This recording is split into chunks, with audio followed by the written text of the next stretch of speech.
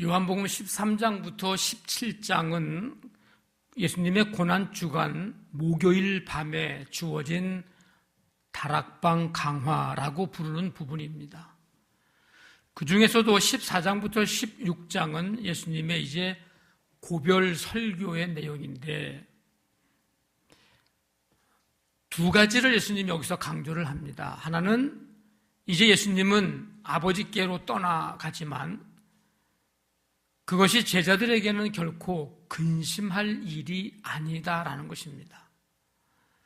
예수님의 죽으심, 떠나가심에 대해서 근심하는 제자들에게 위로의 말씀으로 이제 시작을 합니다. 14장 1절에 너희는 마음에 근심하지 말라. 하나님을 믿으니 또 나를 믿으라. 왜 근심할 일이 아닌가? 그것은 하나님과 함께할 거처를 마련하시는 일이며 또 제자들이 예수님보다 더 큰 일을 할 수 있게 하시는 일이고 하나님이 영광을 받으시는 일이 될 것이기 때문에 예수님이 제자들을 떠나가는 게 결코 근심할 일만은 아니다라는 것입니다. 또 한 가지 강조하고 있는 것은 예수님은 당신이 가더라도 제자들을 고아와 같이 버려두지 않고 보혜사 성령을 통해서 다시 돌아올 것이라고 약속하셨기 때문입니다. 이것을 강조하고 있는데 성령님께서 예수님이 하신 모든 말씀을 이제 가르치시고 생각나게 하시고 그래서 근심하는 마음 대신에 세상이 줄 수 없는 평안을 주실 것입니다. 제자들은 그날까지 예수님이 남겨주신 이 사랑의 계명에 순종해서 예수님의 사랑 안에 거하라고 이제 제자들은 예수님의 당부를 받게 됩니다. 오늘 읽은 본문이 속한 이 15장도 이 예수님의 고별 설교의 연속적인 부분인데 예수님은 포도나무와 가지 비유를 통해서 예수님과 제자들, 예수님과 교회의 관계를 설명하고 있습니다. 이 포도나무가 있는 포도원, 포도밭, 이 포도원에 대한 이미지와 목자에 관한 이미지, 이거는 유대인들에게 있어서는 아주 매우 익숙한 이미지입니다. 그러니까 예수님이 그 유대인들, 제자들이 잘 알고 있는 이미지를 가지고서 지금 말씀을 비유를 통해서 하시고 계신 거죠. 예수님과 제자들이 뗄래야 뗄 수 없는 관계로 연결되어 있다고 말씀합니다. 나는 포도나무요, 너희는 가지라. 그가 내 안에, 내가 그 안에 거하면 사람이 열매를 많이 맺나니 나를 떠나서는 너희가 아무것도 할 수 없음이라. 뗄래야 뗄 수 없는 관계다. 떨어지면 죽는 거고 붙어 있으면 사는 거죠. 열매 맺는 거죠. 요한복음에는 예수님께서 당신을 소개하시는 소위 말해서 예수님의 자기 선언, 나는 무엇이다 라고 하시는 예수님의 자기 선언이 7개가 등장을 하는데 오늘 말씀에 소개되고 있는 예수님의 자기 선언은 마지막 7번째 해당이 됩니다. 나는 포도나무다 라고 하는 것이죠. 성전 문에 새겨진 황금빛 포도나무를 보면서 예수님은 내가 참 포도나무다. 아니, 포도나무면 포도나무지 참 포도나무는 또 뭡니까? 이 포도나무나 포도원은 예수님 당시는 물론이지만 구약에서 이스라엘을 상징합니다. 그런데 예수님이 이제 포도나무, 자기가 포도나무고 하나님은 농부시라고 말씀하시면서 그냥 포도나무가 아닌 참 포도나무라고 말씀하시죠. 구약에서 이 포도나무 이스라엘은 하나님께 사랑을 많이 받습니다. 하나님께서 근데 기대하시는 열매는 맺지를 못했습니다. 이사야서 5장에 보니까 좋은 포도 열매 맺기를 원해서 극상품 포도나무를 갖다 심었는데 가서 보니까 들포도 열매를 맺었습니다. 하나님이 물어봅니다. 어찌 됨이냐? 내가 심기는 극상품 포도나무를, 최고 좋은 포도나무를 심었는데 어떻게 해서 열매는 들포도 열매를 맺었냐고. 이것은 하나님의 자녀들에게 정의를 바라셨는데 오히려 동족들에게 포악을 행했고, 공의를 바라셨는데 오히려 동족들에게 고통의 부르짖음이 있도록 했다는 겁니다. 예레미야 선지자를 통해서도 탄식하시는 말씀이 있습니다. 내가 너를 순전한 참 종자 곧 귀한 포도나무로 심었거늘 내게 대하여 이방 포도나무의 악한 가지가 되면 어찌 됨이냐. 이제 뗄감 말고는 아무짝에도 쓸모없는, 열매 없는 포도나무, 범죄하는 이스라엘을 보시면서 하나님이 탄식하신 것입니다. 자신들이 선택받았다고 생각했지만 정작 참 믿음 가운데 거하지 못하고 타락한 것입니다. 그래서 예수님은 내가 참 포도나무라고 선언하신 겁니다. 참 이스라엘로 이 땅에 오셨다. 하나님의 뜻에 순종하는 참 이스라엘로 이 땅에 오셨다고 참 포도나무라고 말씀하십니다. 예수님 믿고 모든 사람들이 새 이스라엘 백성이 될 수 있도록 기회를 열어주신 것입니다.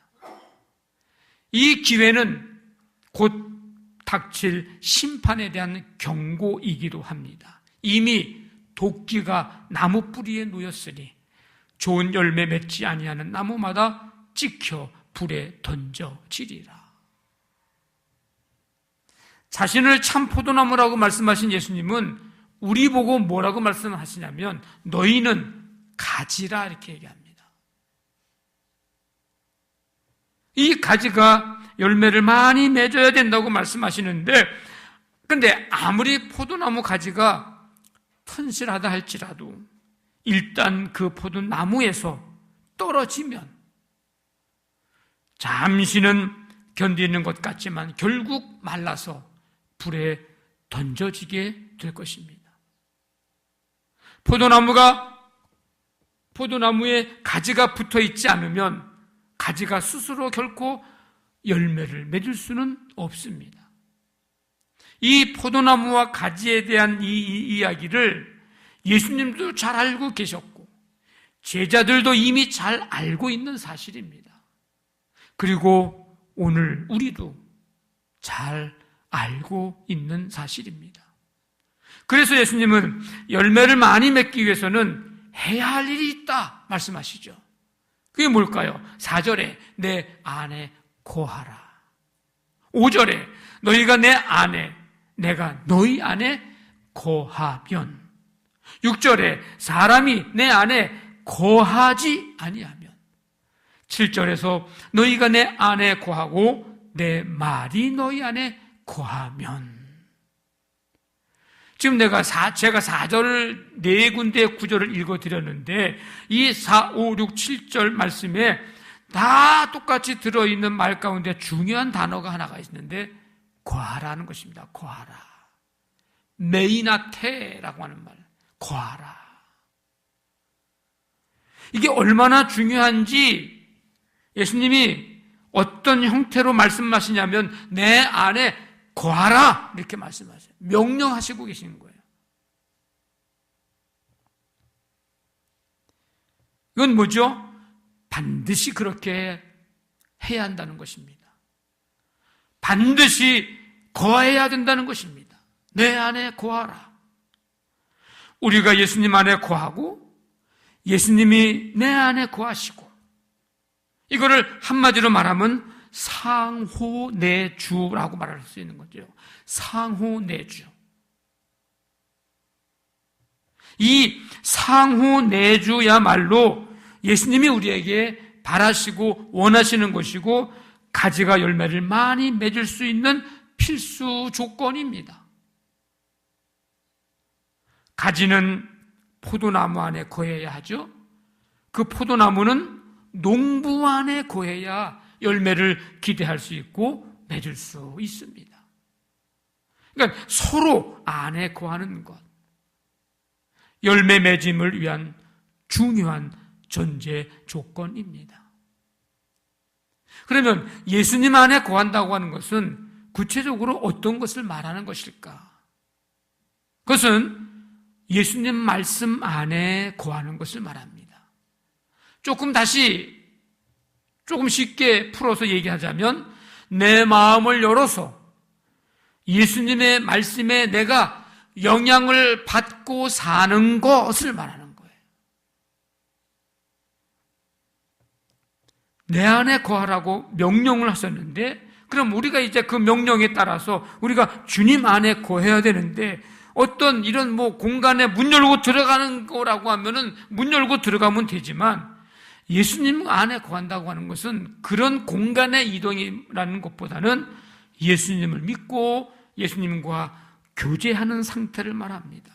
그러려면은 내 마음에 오시도록 우리의 마음의 문을 열어야 합니다. 볼지어다 내가 문 밖에 서서 두드리노니 누구든지 내 음성 듣고 문을 열면 내가 그에게로 들어가서 먹고 그는 나와 더불어 먹으리라. 이 마음의 문을 여는 일에는 두 가지가 또 전제가 되어야 되는데, 믿음과 순종입니다.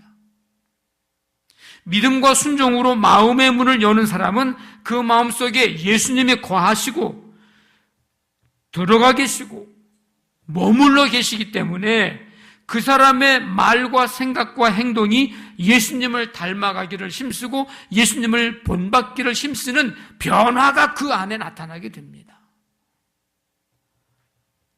예수님이 하나님 아버지 안에 거하시면서 언제나 아버지 뜻을 행하기를 즐거워하시고 끝내 십자가조차도 기꺼이 감수하셨듯이 우리가 믿음과 순종으로 마음 열어서 내 안에 주님이 들어와 계시면, 모시고 계시면 그 사람은 어떻게 하면 하나님 아버지 뜻을 행할까? 그것을 즐거워하고 주님 닮아가기를 힘쓰는 내적 변화가 나타나게 됩니다. 이 믿음과 순종으로 마음의 문을 여는 것은 어떤 의미가 있느냐면, 하나님의 말씀에 의해서 내가 영향을 받도록 내가 허락을 하는 거예요. 아주 중요한 의미가 있습니다. 예수님 안에 거한다고 하는 것은 단순히 이 건물 안에 내가 있다는 것만을 의미하는 게 아닙니다. 그것도 중요한 일입니다. 이 교회 건물 안에 들어와 있는 거는 굉장히 중요한 일입니다. 근데 그것만을 의미하는 게 아니에요. 단순히 내가 이 양남교회 믿음의 공동체의 한 멤버가 된 것만을 의미하는 게 아닙니다. 그 공동체 멤버가 되는 건 굉장히 중요한 일인데 그것만을 의미하는 게 아닙니다. 예수님 안에 거하는 삶은 예수님의 말씀이 내 안에, 내 삶에 있는 거예요. 있는 거. 내 마음의 거처를 삼고 거기에 내 안에 말씀이 들어와서 있는 거예요. 세상의 가치나 경험이나 이것들이 아닌 예수님의 말씀이 내 삶의 중심이 되는 것입니다. 그래서 그 말씀에 의해서 내가 언제나 영향을 받기를 원하는 마음으로 마음을 열어서 하나님의 말씀을 내가 자꾸 내 안에 들어오도록, 내 안에 있도록, 거하도록 허용을 하는 거예요. 요한복음 1장에 보면 태초에 말씀이 계시니라. 이 말씀이 하나님과 함께 계셨으니 이 말씀은 곧 하나님이시니라. 말씀이 육신이 되어 우리 가운데 거하시매. 예수님이 말씀이신데 그 말씀이 우리 안에 거했다. 예수님이 곧 말씀이시기 때문에 그래서 예수님 안에 거한다고 하는 것은 내가 말씀 안에 거하는 것이고 그 하나님의 말씀에 의해서 내가 영향을 받고 산다는 것이고 그 말씀의 통치와 다스림을 받고 산다는 것입니다. 그럴 때 우리가 나를 향하신 하나님의 뜻을 올바르게 깨닫게 되고 주님이 원하시는 열매를 맺을 수 있습니다. 5절 말씀에 그가 내 안에 내가 그 안에 거하면 사람이 열매를 많이 맺나니. 여러분, 내 마음이 하나님의 말씀에 의해서 영향을 받도록 여러분 허용하고 있습니까 지금? 내 삶이 정말 말씀에 의해서 영향을 받고 사는 삶인가? 내 삶의 결정적인 순간이 다가올 때에 그 말씀이 그 일에 말씀이 그 결정에 정말 영향을 미치고 있는가?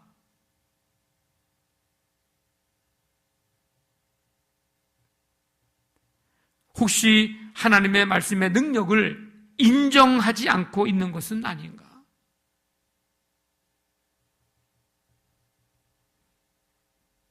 혹시 하나님의 말씀으로 충분하지 않다고 생각하고 계신 것은 아닌가? 만약에 성경으로 충분하지 않다는 것을 그렇게 생각한다면, 성경으로 충분하다는 것을 부인한다면, 말씀의 능력을 과소평가하고 있다면, 이 말씀이 내 삶에 아무 능력이 없다고 그렇게 여기고 있다면 말씀이신 예수님을 부인하는 것이고 과소평가하는 것은 엄청난 죄를 범하고 있는 것입니다. 말씀에는 영향을 받지 못하고 사람의 말에 영향을 받아서 내가 흔들리고 있다면 그 사람의 말보다 하나님의 말씀이 또 능력이 없음을 인정하고 있는 것이기에 말씀에 대한 불신의 죄를 내가 지금 범하고 있는 것입니다. 하나님의 말씀이 내 삶에 그저 그냥 예배 때만 들어야 하는 말씀이고 내 삶에는 이 말씀은 나랑 전혀 영향이 없고 상관이 없다고 여긴다면, 그래서 그 어떤 도덕적인 죄보다도 하나님 앞에 큰 죄를 지금 범하고 있는 겁니다. 우리는 디모데후서 3장에 보면 성경은 능히 너로 하여금 그리스도 예수 안에 있는 믿음으로 말미암아 구원에 이르는 지혜가 있게 하느니라. 모든 성경은 하나님의 감동으로 된 것으로 교훈과 책망과 바르게 함과 의로 교육하기에 유익하니 이는 하나님의 사람으로 온전하게 하며 모든 선한 일을 행할 능력을 갖추게 하려 함이라. 하나님의 말씀은 우리를 구원에 이르는 지혜가 있습니다. 이걸 우리가 인정하고 이것을 우리가 믿어야 하고 이걸 우리가 확신을 가져야 합니다. 하나님의 말씀은 우리를 교훈하고 책망하고 바르게 하고 의롭게 살도록 하는데 충분합니다. 하나님의 사람으로 온전하게 되는데 성경, 주님의 말씀이면 충분합니다. 그런데 문제는 우리가 이것에 대한 믿음이 부족하다는 거예요. 확신이 없다는 거예요. 그러니 우리의 삶에 무슨 열매를 맺기를 기대할 수 있겠습니까? 이런 말씀에 대한 은능력을, 이런 믿음을 내가 갖고 있지 못한데 우리가 살면서 그리스도인으로서의 무슨 영향력을 우리가 끼칠 수 있겠습니까? 내가 믿고 있는 하나님의 말씀을 믿지 못하고 확신하지 못하는데, 시편 19편 말씀을 보니까 이런 말씀이 있어요. 여호와의 율법은 다 율법, 증거, 교훈, 계명은 다 말씀을 얘기하는데 여호와의 율법은 완전하여 영혼을 소성시키고, 내 영이 살아나려면 하나님의 말씀이 내 안에 들어와야 되는데 내 영이 살려고 하는데 엉뚱한 것 가지고 내 영이 살려고 하니까 내 영이 사라질 수 없죠. 여호와의 증거는 확실하여 우둔한 자를 지혜롭게 하며 여호와의 교훈은 정직하여 마음을 기쁘게 하고 여호와의 계명은 순결하여 눈을 밝게 하시도다. 이 믿음과 이 확신이 있어야 됩니다. 4절에서는 하나님의 말씀에 의해 내가 영향을 받도록 허용하는 것을 가지가 포도나무에 붙어 있는 것이라고 말씀을 하고 있습니다. 말씀 안에 거한다고 하는 거, 내가 하나님의 말씀에 의해서 내가 영향을 받고 산다고 하는 거, 말씀의 통치와 다스림을 받고 산다는 거, 이것은 가지가 포도나무에 붙어 있는 거라는 거예요. 누구든지 포도나무에 붙어 있지 않은 가지는요, 열매 맺는 일을 상상할 수 없습니다. 그래서 뭐라 그래요? 5절에서 나를 떠나서는 너희가 아무것도 할 수 없음이라.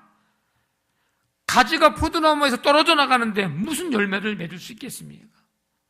우리가 예수님에게서, 생명의 주님에게서 떠나가는데 무슨 우리가 거듭날 수 있겠습니까? 우리를 구원하시는 구세주를 떠나고 나서 거기서 멀어지면서 우리 스스로 어떻게 우리가 구원을 이룰 수 있습니까?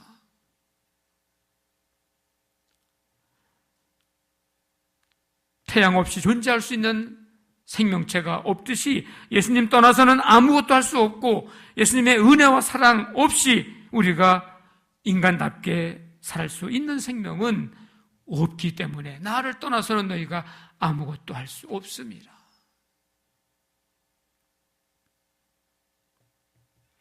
저와 여러분들의 삶의 믿음과 순종으로 우리의 마음을 열어서 주님의 말씀에 영향을 받도록 여러분들이 허용하는, 말씀 안에 거하는,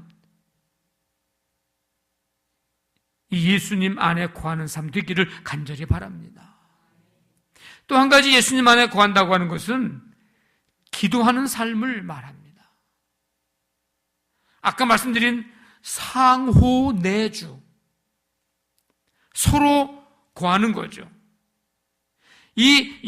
우리가 예수님 안에 거하고 예수님이 내 안에 거하시는 거, 이거의 결과는 우리의 기도가 응답되는 것입니다. 7절의 말씀 보면 너희가 내 안에 거하고 내 말이 너희 안에 거하면 무엇이든지 원하는 대로 구하라. 그리하면 이루리라.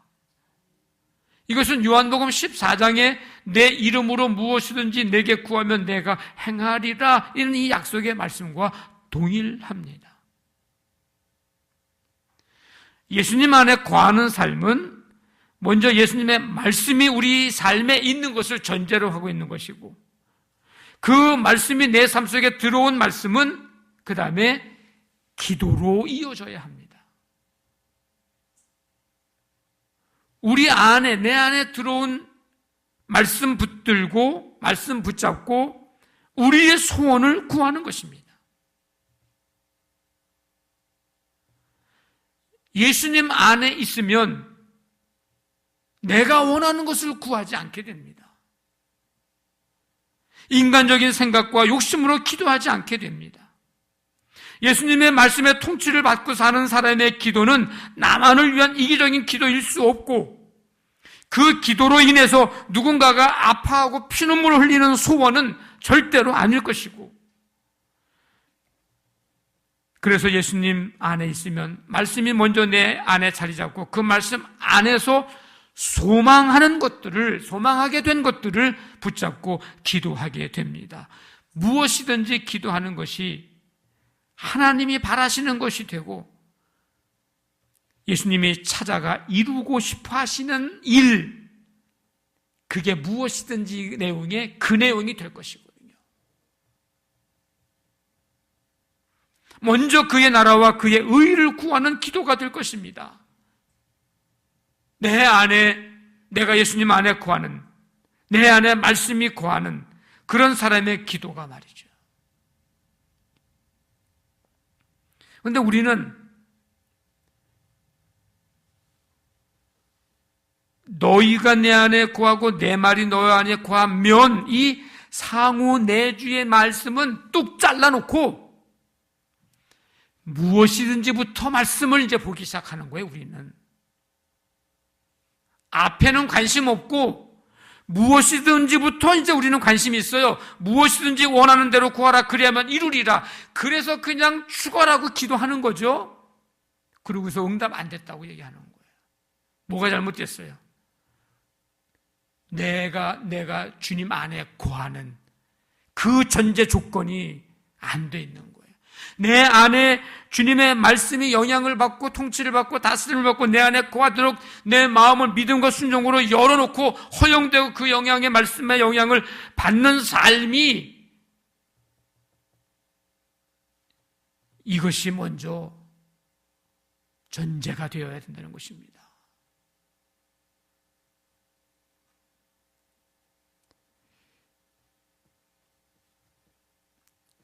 예수님 안에 있으면 말씀이 내 안에 먼저 자리를 잡고, 그리고 그가 하는 기도는 하나님이 바라시는 것, 그 나라 그 의, 대접을 받고자 하는 대로 남을 대접하는 기도, 이런 기도가 될 것입니다. 그러면 주님이 그 기도 즐거이 이루어 주시지 않으시겠습니까? 그런 기도,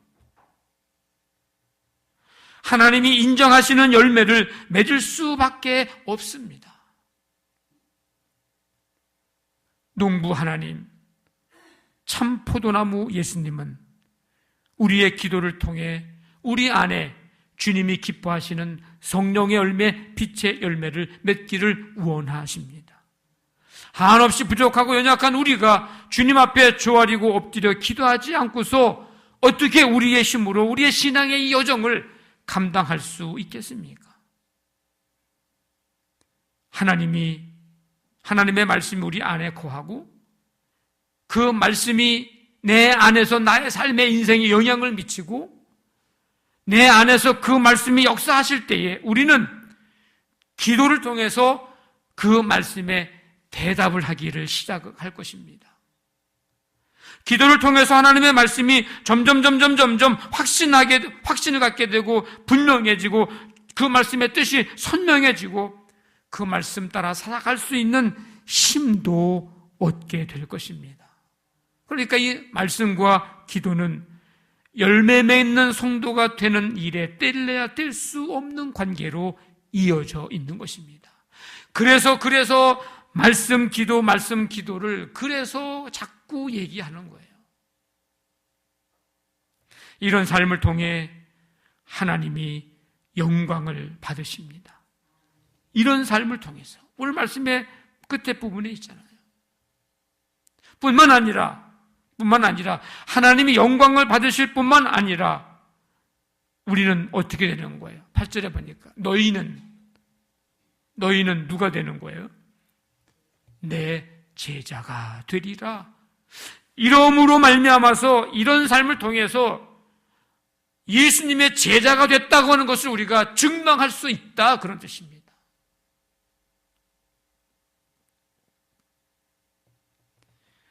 성도 여러분, 말씀 안에서 꿈꾸게 된 것들을 붙잡고 기도하십시오. 예수님은 우리가 그것을 기도로 이루어 가기를 바라고 계십니다. 그 열매로 하나님께 영광 돌리고 예수님의 참 제자가 되기를 원하고 계십니다. 이후의 삶이 우리의 모든 삶에 우리가 예수님 안에 거하는 삶, 이 축복된 삶이 되시기를 주님의 이름으로 간절히 축원합니다. 아멘.